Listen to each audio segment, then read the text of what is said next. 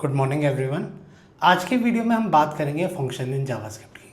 अब फंक्शंस क्या होते हैं? फंक्शन अगर मैं बात करूं, सेट्स ऑफ इंस्ट्रक्शन जो हम टुगेदर देते हैं। फॉर एग्जांपल, अगर मुझे वॉशिंग मशीन ऑन करनी है तो वॉशिंग मशीन ऑन करने के लिए मुझे 4 ऑप्शंस करने पड़ेंगे। पहले मुझे वॉश करना पड़ेगा, वॉश के बाद रिंस करना पड़ेगा, रिंस के बाद स्पिन करना पड़ेगा एंड देन उसके बाद ड्राई करना पड़ेगा।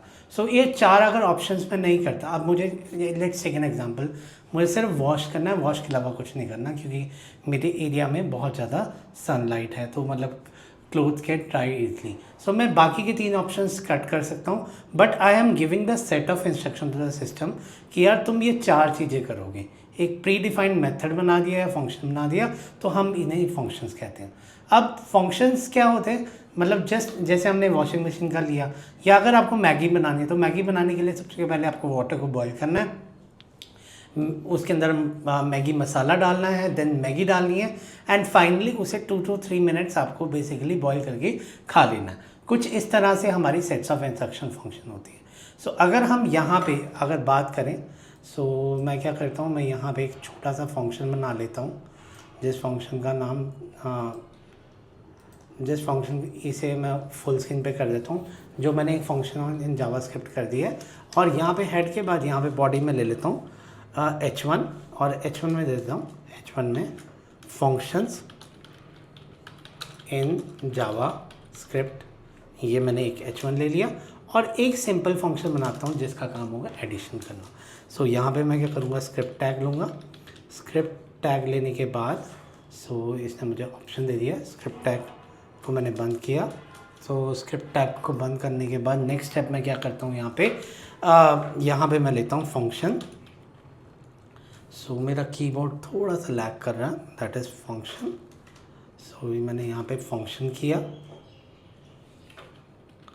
फंक्शन ऐड, और इस फंक्शन ऐड को करने के बाद नेक्स्ट स्टेप मैं क्या करता हूँ, यहाँ पे इसके अंदर sum is equal to a plus b, तो मैंने इसे ऐड कर दिया और यहाँ पे कंसोल डॉट लॉग, यहाँ पे इसे ऐड को सम को बेसिकली प्रिंट करवा दिया। अगर मैं बात करूं, यहाँ पे मैंने सम को बेसिकली प्रिंट करवा दिया। ब्रैकेट लगाया और SUM बेसिकली मैंने यहाँ पे सेमीकोलन लगा दिया। इसे सेव किया और सेव करने के बाद फंक्शन को मुझे कॉल भी करना पड़ेगा। यहाँ पे मैंने ऐड को बेसिकली कॉल करवा दिया और ऐड में मैंने नंबर ऐड कर दिया 200। यहाँ पे इसे बैक स्पेस कर देता हूँ और ऐड लगाने के बाद यहाँ पे 200 और 202 और 502, इस तरह से मैंने फंक्शन को कॉल करवा दिया। सेव किया, सेव करने के बाद इसे मैंने ओपन इन लाइव सर्वर किया। जैसे मैं इसे ओपन इन लाइव सर्वर करता हूँ तो इंस्पेक्ट एलिमेंट करूँगा, तो इंस्पेक्ट एलिमेंट करने के बाद यहाँ पे आपके पास ए इज़ नॉट डिफाइंड आ रहा है, तो एक बार चेक कर लेते हैं। यहाँ पे ना मैंने ए दिया, यहाँ पे मैं 2 पैरामीटर्स पास कर रहा हूँ जिस का सम पास कर रहा हूँ। अभी हम नेक्स्ट स्टेप में देखेंगे, जब हम मैं पैरामीटर पास नहीं करूँगा तो मैं उनका सम कैसे करूँगा। बाय डिफ़ॉल्ट मेरे पास यहाँ पे 704 आ गया। ठीक है जी।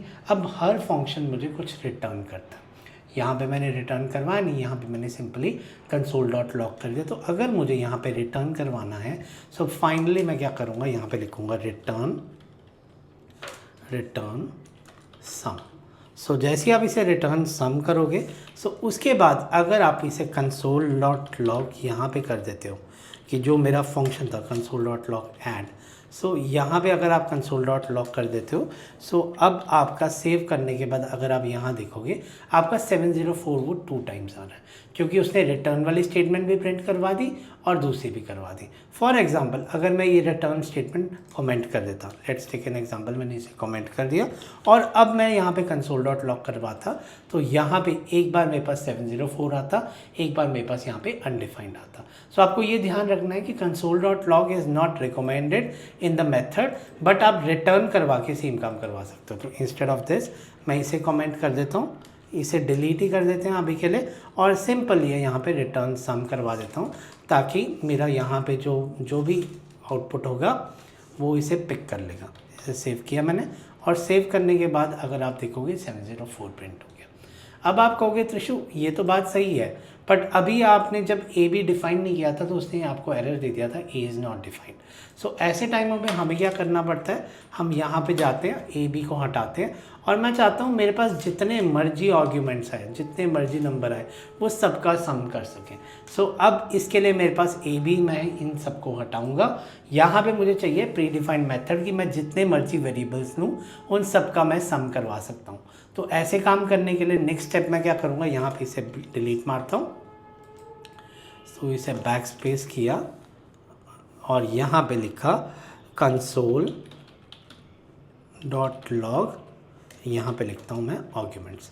अगर आपने जावा की है तो वहाँ पे हम जो पब्लिक स्टैटिक वॉइड मेन लिखते हैं, वो आगे हम फर्दर लिखते हैं स्ट्रिंग आर्ग्यूमेंट्स। सो जो आर्ग्यूमेंट्स हैं हम उन चीज़ को बेसिकली डिस्कस करने वाले हैं यहाँ पे। सो मैंने यहाँ पे आर्ग्यूमेंट्स को डिफ़ाइन कर दिया। आर्ग्यूमेंट्स को डिफ़ाइन करने के बाद जैसे ही मैंने इसे सेव किया तो सेव करते ही यहाँ पे मेरे पास आर्ग्यूमेंट्स आ जाएंगे। सो अगर आप अब आर्ग्यूमेंट्स देखोगे, आर्ग्यूमेंट्स मेरे एरे की तरह एक तरह से डिफाइन करता है। तो एरे की वीडियो मैं नेक्स्ट ही डालने वाला हूँ इसके बाद, सो आप वहाँ से रेफ़र कर सकते हो। तो मुझे यहाँ पे बेसिकली एक कलेक्शन मिल गई जिसके अंदर 0 एलिमेंट पे, 1 एलिमेंट पे, 2 एलिमेंट पे कितना है, और मेरे पास यहाँ पे लेंथ वेरिएबल आ गया। सो अब एज्यूम करो मैं जितने मर्जी नंबर डाल दूँ, फॉर एग्जांपल 3, यहाँ पे मेरे पास 3 आया नहीं, सो यहाँ पे मैं 3, 4, 5, सो ये मैंने 5 वेरिएबल्स डाल दिए। और 5 वेरिएबल्स डालने के बाद अगर आप देखोगे अब मेरे पास लेंथ आ गई 5।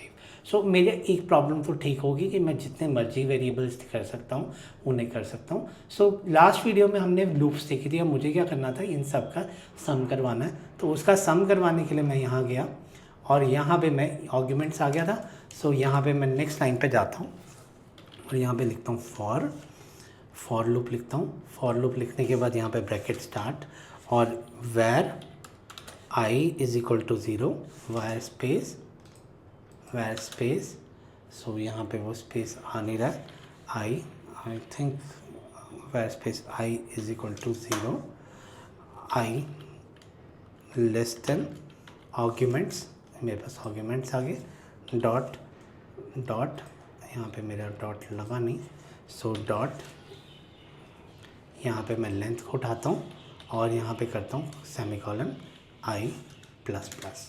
सो इस तरह से मैंने यहाँ पे डिफ़ाइन किया और डिफ़ाइन करने के बाद यहाँ पे मैंने कर्ली ब्रेसेस दे दिए। सो जैसे ही मैं यहाँ पे कर्ली ब्रेसेस देता हूँ, सो यहाँ पे मैं अब सेम काम करता हूँ जो मेरा सम था। सो सम लेता हूँ is equal to plus equal to, assignment operator था मेरे पास। सो मैं क्या करता हूँ यहाँ पे प्लस वेरिएबल लगाता हूँ is equal to arguments dot I. अब यहाँ पे क्या था, अगर आप यहाँ पे कंसोल देखोगे, सो 0 इंडेक्स पे कुछ पड़ा था, फर्स्ट इंडेक्स पे कुछ था, सो वैसे ही मैं यहाँ पे सबका सम बेसिकली करवा रहा हूँ। सो यहाँ पे मैंने आई कर दिया क्योंकि मेरे इंडेक्सेस 0 से स्टार्ट होते हैं एरे के अंदर। सो दैट्स वाई मैंने यहाँ पे बेसिकली इसे आर्ग्यूमेंट्स डॉट लेंथ करके मैंने यहाँ पे सेमीकोलन लगा दिया। सो यहाँ पे अब कुछ प्रॉब्लम आ रही है। सो यहाँ पे आई थिंक मैंने ब्रेसेस गलत लिए हुए हैं। सो ये वाला मैं पहले इसे राउंड ब्रेसेस बंद करता हूँ। क्या आपको भी मैक के साथ, विंडोज़ कीबोर्ड के साथ प्रॉब्लम आती है? क्योंकि मेरा तो लैग कर रहा है। Earlier I was using Logitech, अभी मैं HP यूज़ कर रहा हूँ, तो पर मुझे ये लैग आ रहा है बेसिकली कीबोर्ड में। सो प्लीज़ कमेंट करके बताओ कि आपको भी ऐसी प्रॉब्लम्स आती है जब आप मैक को यूज़ करते हो, और कोई कीबोर्ड बताओ जो मैक के साथ कंपैटिबल हो। सो यहाँ पे हम क्या करते हैं, सो ये वाला ये दोनों को हटाता हूँ मैं, और हटाने के बाद यहाँ पे कर्ली ब्रेस ऐड कर देता हूँ। सो जैसे ही मैं यहाँ पे कर्ली ब्रेस ऐड करता हूँ, सो ये यहाँ पे मेरे पास सम हो जाएगा। और इस वाले को मैं कंसोल को मैं कंट्रोल करके बाहर पेस्ट कर देता हूँ, क्योंकि मुझे तो sum at the end of the day चाहिए। सो यहाँ पे और एक वेरिएबल पहले यहाँ पे मैं पेस्ट कर देता हूँ, मेरा पेस्ट हुआ नहीं। सो यहाँ पे मैं पेस्ट ऑप्शन कर देता हूँ और यहाँ पे सम इज इक्वल टू 0 ले लेता हूँ मैं। सो यहाँ पे सम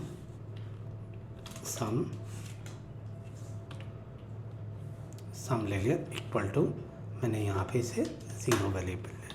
सो 0 वेरिएबल लेने के बाद अगर मैं इसे सेव करता हूँ, सो अगर आप देखोगे यहाँ पे सो यहाँ पे देखोगे, सो मेरे पास अभी अनडिफाइंड आ रहा है क्योंकि आई थिंक मैंने कुछ मिस्टेक किया, तो देख लेते हैं। यहाँ पे सम इज इक्वल टू 0 कर दिया और मैंने रिटर्न नहीं किया था, जैसे मैंने आपको अभी बताया था कि मुझे रिटर्न करना पड़ता है। सो मैंने यहाँ पे रिटर्न और यहाँ पे स्पेस करके सम करवा दिया। सो सम करवाने के बाद सेमीकोलन लगा दिया, सेव करके। अगर अब आप देखोगे आपके पास 716 सम आ गया।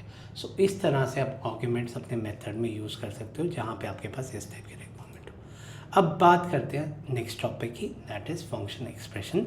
अब फंक्शन एक्सप्रेशन क्या होता है, अब हम इसे थोड़ा सा स्मॉल कर देते हैं। Sum is equal to A plus B कर लेते हैं। Sum is equal to A plus B. So यहाँ पे मैं ए प्लस बी कर देता हूँ और ए प्लस बी करने के बाद यहाँ पे रिटर्न सम ले लेता हूँ, रिटर्न सम ले लेता हूँ। और रिटर्न सम लेने के बाद अगर मैं इसे सेव करता हूँ तो नेक्स्ट पार्ट में यहाँ पे क्या करता हूँ, यहाँ पे अब बात कर रहे हैं हम फंक्शन एक्सप्रेशन की। यहाँ पे 10 और कॉमा 20 कर देते हैं क्योंकि अब हमें समझ तो आ ही गया। ए बी कर देता हूँ, इंस्टेड ऑफ 10 20 ए बी कर देता हूँ यहाँ पे। और यहाँ पे अब कंसोल डॉट लॉग, ये हम 3 वेरिएबल्स ही ले लेते हैं, दैट इज़ 2202 और 502, जिससे हमारा 704 आएगा। ये होगा मेरे पास स्टैंडर्ड फंक्शन डिक्लेरेशन। अब मुझे इसी चीज़ को फंक्शन एक्सप्रेशन में करना। Let's take an example of, मैं अपना एग्जांपल लेता हूँ अभी।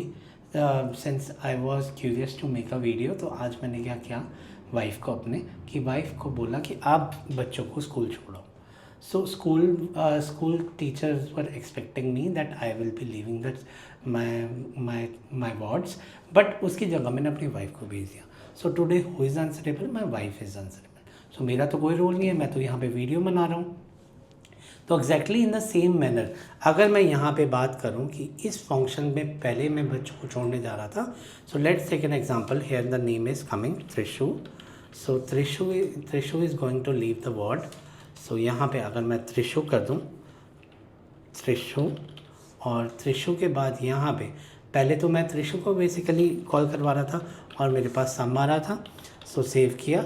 अब मेरे वार्डन्स को कौन छोड़ने गया, जो मेरे दोनों बच्चे हैं उन दोनों को मेरी वाइफ छोड़ने गई है।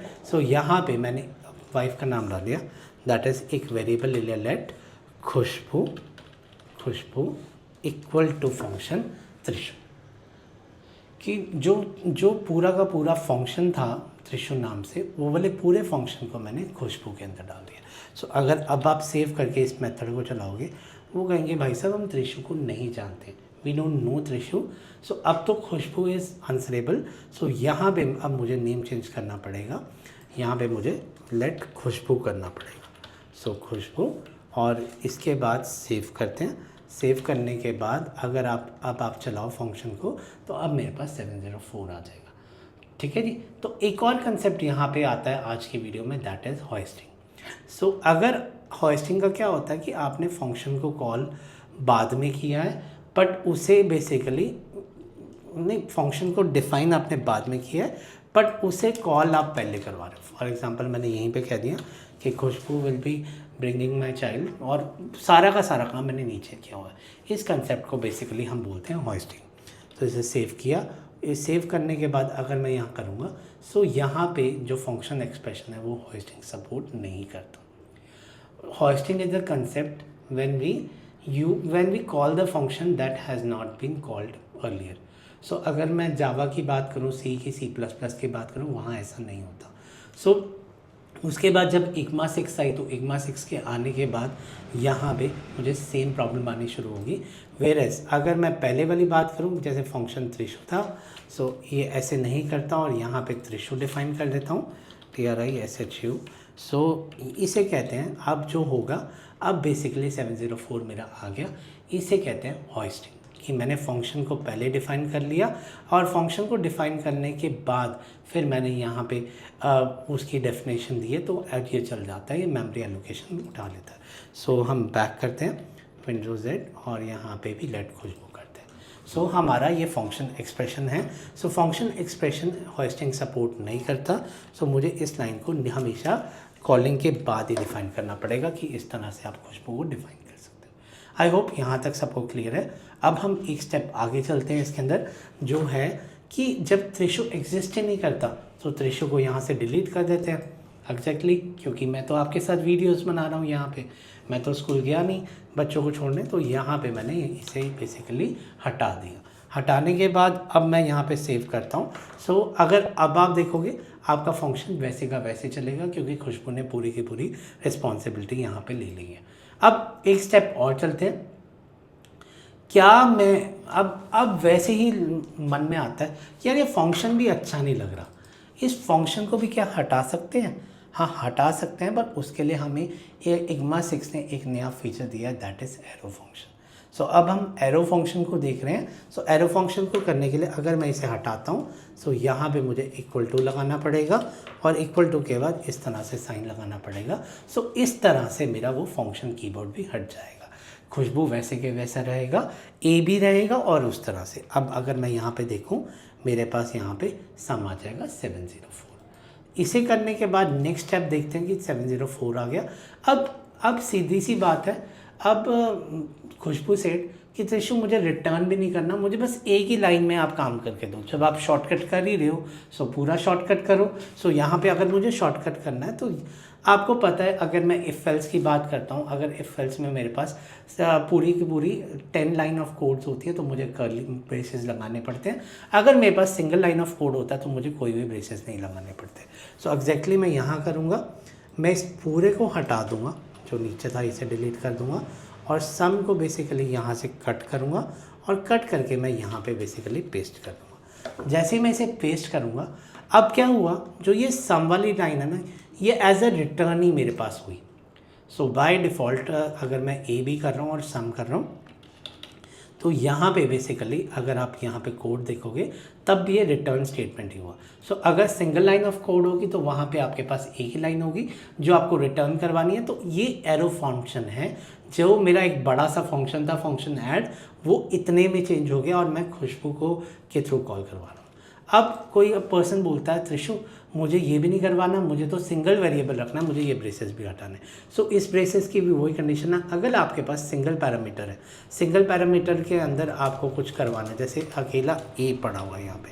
सो ए के बाद यहाँ पे मैं क्या करता हूँ, सम इज इक्वल टू, सम की जगह यहाँ पे ए ही रिटर्न करवा देता हूँ, कुछ और नहीं रिटर्न करवाता, कि तुम ए ही रिटर्न करवा दो, चाहे नीचे 2 पैरामीटर्स दिए हुए हैं, तब वो मुझे यहाँ पे 202 रिटर्न करवा देगा।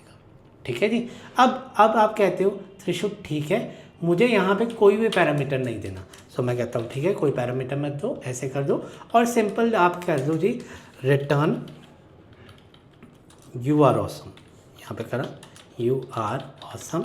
सो जैसे ही मैंने इसे सेव किया, you are awesome return statement नहीं डिफाइन करना है मुझे, क्योंकि मेरे पास सिंगल है। तो जब आपको इस तरह से करना है यू आर ऑसम, सो इसे सेव किया तो पैरामीटर में कुछ भी आप देते रहो, पर वो मुझे यू आर ऑसम का सब देगा। सो आज के लिए इतना ही। सो आज हमने सबसे पहले फंक्शन डिक्लेरेशन देखी, फिर हमने हॉइस्टिंग देखी, हॉइस्टिंग के बाद हमने फंक्शन एक्सप्रेशन देखा एंड फाइनली हमने एरो फंक्शन के सारे टाइप देखे। अगर आपको मेरा कंटेंट पसंद आया सो प्लीज़ मेरे वीडियो को लाइक कीजिए, मेरे चैनल को सब्सक्राइब कीजिए, और अगर किसी का कोई भी क्वेश्चन है वो मुझसे कमेंट बॉक्स में आके पूछ सकता है। Thank you, thanks everyone.